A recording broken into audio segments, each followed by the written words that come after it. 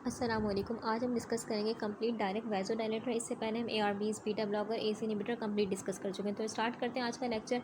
Topic हमारे पास है डायरेक्ट वैसोडाइलेटर। फर्स्ट लाइन में क्या लिखा हुआ है? Dilation of venous blood vessel lead to decrease in a cardiac preload by venous capacitance. इसका मतलब क्या हुआ? इसका मतलब ये हुआ कि जब वीन्स हमारे पास रिलैक्स हो जाती हैं, ठीक है, तो रिलैक्स होने से क्या होता है, इनका साइज़ बढ़ जाता है। देखिए, हम इसका साइज़ वीन्स का था, अब क्या हो गया, हमने जब डायरेक्ट वैसोडाइलेटर दिया, इससे क्या हो जाएगा, वीन्स का साइज़ बढ़ जाएगा, डायलेट हो गई। जब ये डायलेट हो गई, इसका मतलब क्या हुआ, इसको हम कहते हैं वीनस कैपेसिटेंस। क्या कहते हैं इसको हम कहते हैं वीनस कैपेसिटेंस, यानी कि वीन्स का डायलेट हो जाना, ठीक है। अब इससे होता क्या है, जो खून का टोटल वॉल्यूम था, यानी कि जो खून जितना था वो वैसा ही रहेगा, जितना खून था वैसे ही रहेगा, लेकिन ख़ास बात क्या होगी कि अब ये खून का बहुत बड़ा हिस्सा कहाँ हो गया, वीन्स में स्टोर हो गया। कहाँ? वीन्स में स्टोर हो गया।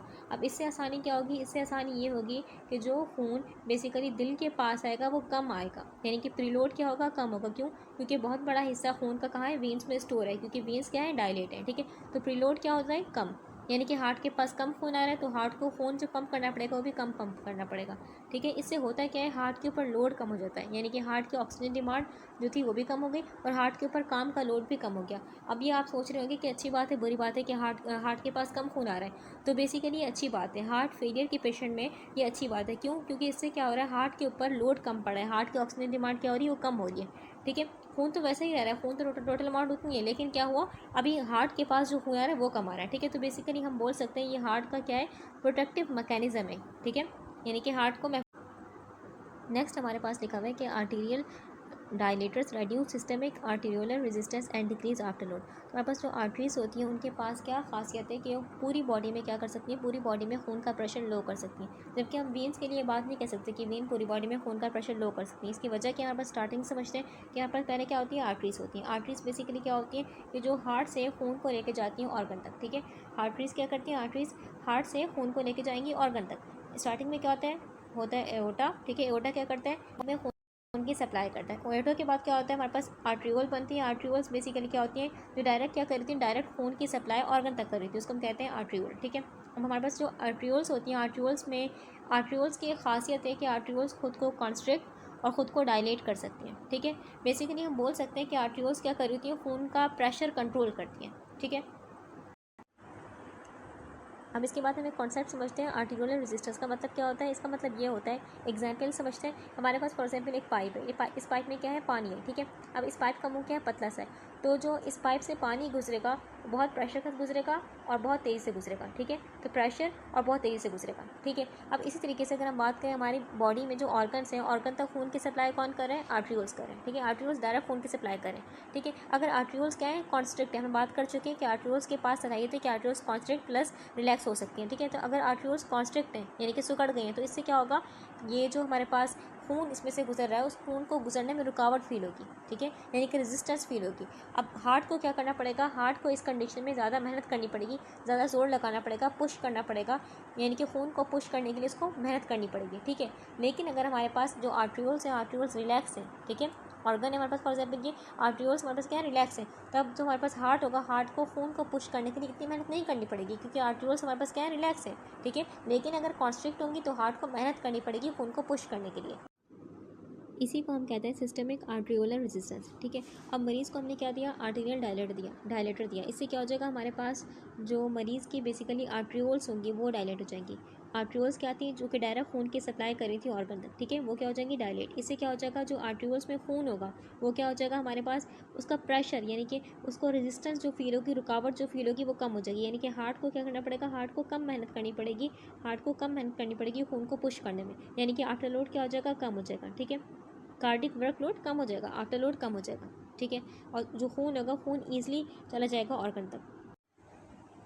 तो हम ये बात क्यों नहीं बोल सकते वीन्स के लिए, क्योंकि वीन्स क्या करती है, पूरी बॉडी में खून का प्रेशर लो कर सकती हैं। इसकी वजह क्या है कि वीन्स क्या होती है, वीन्स का काम होता है कि ऑर्गन से खून को लेके आना हार्ट के पास, ठीक है, यानी कि हमारे पास वीन्स का काम क्या होता है, प्रीलोड को कंट्रोल करना, ठीक है। अगर हम बात करें आर्टरीज की, स्पेशली आर्ट्रियोल्स की बात करें, तो आर्ट्रियोल्स बनी होती है स्मूथ मसल की, ठीक है। और आर्ट्रियोल्स के पास क्या होता है, प्रेशर ज़्यादा होता है। आर्ट्रियोल्स बेसिकली ईजिली कॉन्स्ट्रिक्ट या ईजिली रिलैक्स कर सकती हैं। अगर कॉन्स्ट्रिक्ट करती हैं, सुकड़ती हैं, तो हम बोलते हैं इसको कि आर्ट्रियोलर रेजिस्टेंस क्या है, ज़्यादा है। अगर डायलेट होती है, हम बोलते हैं आर्ट्रियोलर रेजिस्टेंस क्या है, कम है, ठीक है। इसी को हम बोलते हैं सिस्टमिक आर्ट्रियोलर रेजिस्टेंस, ठीक है। जबकि वीन्स को देखें तो वीन्स की वॉल्स कैसी होती हैं, पतली होती हैं, इसकी वॉल थोड़ी थिक होती है। तो वीन्स की वॉल क्या होती है, थोड़ी पतली होती है, और वीन्स में मसल भी नहीं होते, मसल बहुत कम होते हैं, और वीन्स में क्या होता है, प्रेशर बहुत कम होता है, वीन्स में वैल्व्स होते हैं, ठीक है।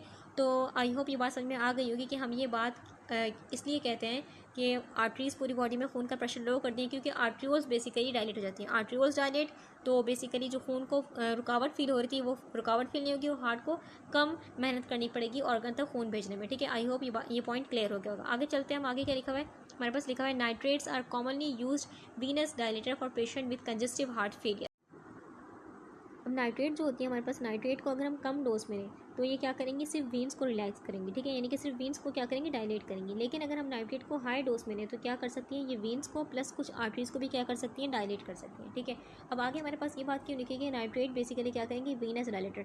यहाँ ये बात क्यों लिखी हुई कि आर्टरीज को भी डायलेट करें कंजेस्टिव हार्ट फेलियर है। देखें नाइट्रेट्स को हम यूज़ कर रहे हैं, ठीक है, वीन्स को डायलेट करने के लिए कंजेस्टिव हार्ट फेलियर पेशेंट में, ठीक है। तो कंजेस्टिव हार्ट फेलियर पेशेंट में सिर्फ क्या वीन्स को डायलेट करते हैं, नहीं, ऐसी बात नहीं होती। बेसिकली कंजेस्टिव हार्ट फेलियर में मेन टारगेट क्या होता है, वीन्स पर होता है। क्यों, क्योंकि कंजेस्टिव हार्ट फेलियर बेसिकली क्या है, हमारे पास जो हार्ट है वो इतना वीक हो गया है कि जो खून उसके पास आ रहा है, उस खून को सही से पंप नहीं कर पा रहा। तो हमने क्या करना है, जो खून उसके पास आए उसकी कम मिकदार करनी, ताकि कम मिकदार होगी तो वो जो उसके ऊपर लोड होगा वो कम होगा और खून को सही से पंप कर पाएगा। तो इसलिए बेसिकली क्या करते हैं, वीन्स को डायलेट करते हैं इसमें, यानी कि लो डोज नाइट्रेट देंगे, जिससे क्या हो जाएगा, वीन्स डायलेट हो जाएंगे। जब वीन्स डायलेट हो जाएंगे तो हार्ट के पास जो खून आएगा वो कम आएगा, और ज़्यादा जो खून का हिस्सा होगा वो वीन्स में स्टोर हो जाएगा, ठीक है, जिससे क्या हो जाएगा, प्रीलोड कम हो जाएगा, यानी कि हार्ट को कम मेहनत करनी पड़ेगी, यानी कि हार्ट की ऑक्सीजन की डिमांड कम हो जाएगी, यानी कि जो हार्ट वीक था अब वो उसको इतनी मेहनत नहीं करनी पड़ी। तो इसलिए बात लिखी हुई कि basically congestive heart failure patient में क्या होता है, फर्स्ट टारगेट होते हैं वीन्स को डायलेट करना, ठीक है, फर्स्ट प्रायोरिटी क्या होती है, वीन्स को डायलेट करना।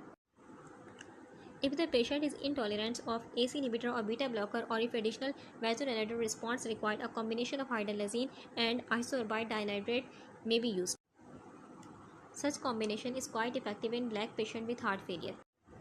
हम ये बात जानते हैं कि अगर फॉर एग्जांपल कोई मरीज़ एसी इनहिबिटर को बर्दाश्त नहीं कर पा रहा है, एसी इनहिबिटर क्या करते हैं, खुश खांसी प्रोड्यूस करते हैं, ठीक है। अगर किसी मरीज़ को खुश खांसी हो रही है एसी इनहिबिटर से तो क्या यूज़ करते हैं, एआरबीज यूज़ करते हैं, ठीक है। लेकिन अगर कोई मरीज़ एसी इनहिबिटर और एआरबीज दोनों को बर्दाश्त नहीं कर पा रहा, ठीक है, इन दोनों का काम क्या था कि खून की वेसल को क्या करना, रिलैक्स करना, यानी कि खून का प्रेशर डाउन करना थोड़ा सा, ठीक है, तो इनका काम ये था। लेकिन अगर कोई मरीज़ इन दोनों को बर्दाश्त नहीं कर पा रहा तो थर्ड ऑप्शन हमारे पास होता है, फर्स्ट ये, सेकंड ये, थर्ड ऑप्शन क्या होगा हमारे पास, ये यूज़ करें, डायरेक्ट वेसोडाइलेटर। ये क्या करेंगे, बेसिकली खून की वेसल को क्या कर देंगे, रिलैक्स कर देंगे, ठीक है। लेकिन इसमें करना क्या पड़ेगा कि इसमें हमें आर्टरीज वीन दोनों को रिलैक्स करना है, तो इस किस तरीके से करेंगे, बेसिकली कॉम्बिनेशन होते हैं। कॉम्बिनेशन क्या होता है, यानी कि दो तरह के ड्रग यूज़ करेंगे। पहला हमारे पास क्या है, हाइड्रोलाजीन, ठीक है, ये क्या करेगा, ये आर्टरीज को क्या कर देगा, रिलैक्स कर देगा, डायलेट कर देगा। सेकंड क्या यूज़ करना है, आइसोसोर्बाइड डाइनाइट्रेट, ये बेसिकली क्या करेगा, वीन्स को क्या कर देगा, रिलैक्स कर देगा, यानी कि डायलेट कर देगा, ठीक है। अब ये ऐसा भी आता है कि इन दोनों जो बेसिकली इन दोनों की अलग अलग गोलियाँ आएंगी, या फिर ऐसा भी होता है कि इन दोनों की कॉम्बिनेशन ड्रग भी मिलती है, ठीक है, इन दोनों को मिला के। उस ड्रग का नाम होता है BIDIL, यानी कि ये जो हमारे पास ड्रग है ये कॉम्बिनेशन ड्रग होगी, यानी कि इसमें इन दोनों ड्रग को मिलाया हुआ होगा, ठीक है। अच्छा, हमारे पास फिर आगे लिखा हुआ है कि such combination is quite effective in black patient with heart failure, यानी कि हमारे पास इन दोनों ड्रग का, हाइड्रोलाजीन और इसका, यानी कि आर्टरीज को रिलैक्स करिए, वीन्स को रिलैक्स करिए, इन दोनों का जो कॉम्बिनेशन है बहुत ही इफेक्टिव है हार्ट फेलियर पेशेंट में, जो कि ब्लैक पेशेंट यानी कि जो अफ्रीका में रहने वाले लोग हैं उनके लिए बहुत इफेक्टिव है। क्यों, क्योंकि उनमें क्या होता है, उनमें बेसिकली उनमें कुदरती ये होता है कि उनमें रेनिन नाम का जो हार्मोन होता है वो कम होता है, ठीक है, ये हार्मोन जो होगा कम होगा। हम जानते हैं कि एसी इनहिबिटर और एआरबीज दोनों का काम क्या है, रिनिन पे, ठीक है, इन दोनों का काम क्या है, रिनिन पे। जब ये उनमें हार्मोन कम है तो उनमें बेसिकली इन दवाइयों का इफेक्ट भी क्या होगा, कम होगा, इसलिए वो सही से काम नहीं करेंगी ये दवाइयाँ। तो बेसिकली उनको क्या देना पड़ेगा, उनको वेसोडाइलेटर यूज़ करने पड़ेंगे, यानी कि दो बेसिकली कॉम्बिनेशन ड्रग भी दे सकते हैं साथ, यानी कि साथ में भी ड्रग BIDIL भी दे सकते हैं, या फिर इन दोनों के अलग अलग ड्रग भी दे सकते हैं उनको। आगे लिखा हुआ है नोट में, calcium channel blocker should be avoided in patient with heart failure, क्योंकि हम जानते हैं कि कैल्शियम चैनल ब्लॉकर बेसिकली क्या करेंगे, हार्ट की पंपिंग कैपेसिटी को क्या कर देंगे, कम कर देंगे, यानी कि हार्ट को क्या कर देंगे, हार्ट के मसल को रिलैक्स कर देंगे, ठीक है। हार्ट फेलियर में क्या होता है, हार्ट पहले ही वीक है, और हार्ट पहले खून को सही से पंप ही नहीं कर पा रहा। अगर हम कैल्शियम चैनल ब्लॉकर देखें उसकी पंपिंग कैपेसिटी को और लो कर देंगे, यानी कि उसके मसल को और रिलैक्स कर देंगे, तो ये कंडीशन डेंजरस होगी, ठीक है, यानी कि हार्ट के लिए बहुत डेंजरस कंडीशन होगी कि हार्ट अपना सही काम नहीं करता, ऊपर से और हमने ख़राब कर दिया उसके काम को, ठीक है। तो इसको अवॉइड करना चाहिए कैल्शियम चैनल ब्लॉकर को, ठीक है। इसको अगर कभी बहुत ज़रूरत हो तब यूज़ करते हैं, वरना इसको यूज़ नहीं करते।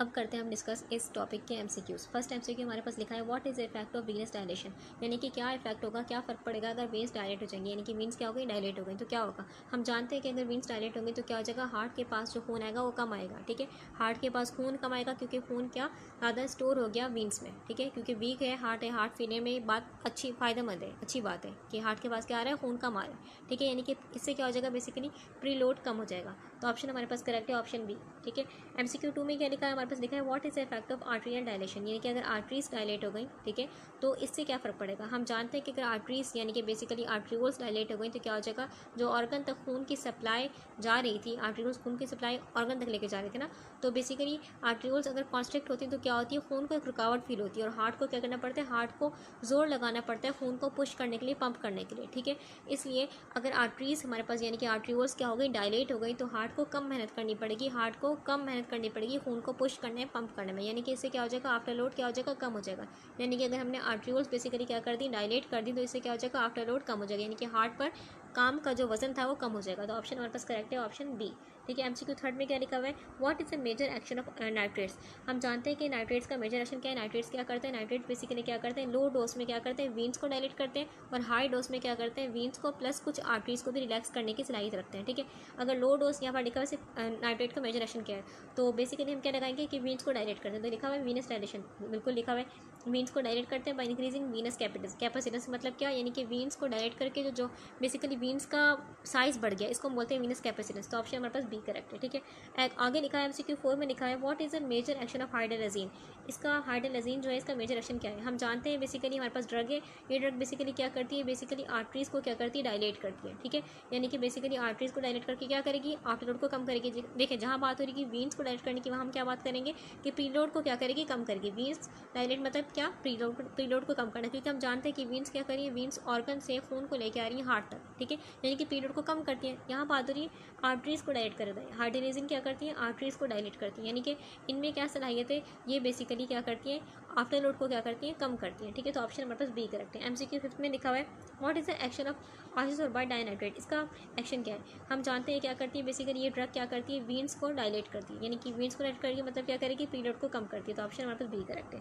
एमसीक्यू 6 में लिखा हुआ है इन heart failure which patient group benefit most from hydralazine and आइसोसोर्बाइड dinitrate combination, कौन से मरीज को बहुत फ़ायदा होता है। हम जानते हैं ब्लैक पेशेंट, यानी कि वो पेशेंट जो कि अफ्रीका वगैरह में रहते हैं, उनमें उन मरीजों में नेचुरली कुदरती क्या होता है, उनमें रेनिन जो होता है, रेनिन नाम का हार्मोन कम होता है, उनमें एसी इनहिबिटर और एआरबीज फ़ायदा नहीं देती। क्यों, क्योंकि उनका काम ही कहाँ होता है, रेनिन में होता है, रेनिन उनमें कम है तो इनमें अफेक्ट नहीं होता इतना। ठीक है, तो उनके लिए क्या बेस्ट है, उनके लिए बेस्ट है ये कॉम्बिनेशन ड्रग। ठीक है, अच्छा, एमसीक्यू साइन में लिखा है what is the role of calcium channel blocker in heart failure, अगर कैल्शियम चैनल ब्लॉकर को ब्लॉक कर देंगे हार्ट फेलियर में तो क्या हो जाएगा, बेसिकली इनको अवॉइड करना चाहिए, इनको अवॉइड करना चाहिए, क्योंकि ये क्या कर देंगे, हार्ट के मसल को रिलैक्स कर देंगे। जब हार्ट का मसल रिलैक्स हो गया तो हार्ट की पंपिंग कैपेसिटी क्या हो जाएगी, कम हो जाएगी। हार्ट फेलियर में क्या है, हार्ट ऑलरेडी वीक है, उसको और वीक नहीं करना हमने। ठीक है, तो ऑप्शन हमारे पास बी करेक्ट है इसका। एमसीक्यू 8 में लिखा है if a patient is intolerant और to ACE inhibitor and beta blocker what is the alternative, अगर कोई मरीज एसी इनहिबिटर को बर्दाश्त नहीं कर पा रहा है, बीटा ब्लॉकर को बर्दाश्त नहीं कर पा रहा, दोनों का काम क्या था कि खून की वेसल को क्या करना, रिलैक्स करना, यानी कि खून के प्रेशर को लो करना,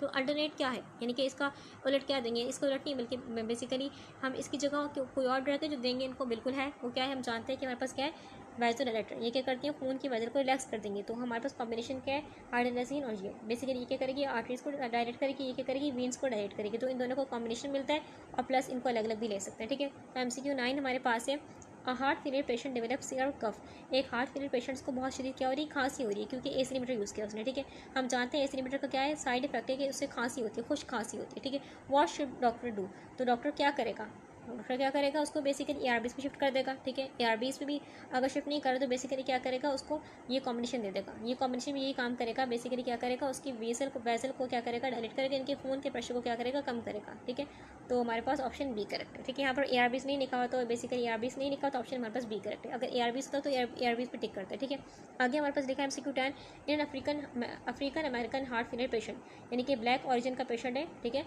अफ्रीका के रहने वाला पेशेंट है, मरीज है।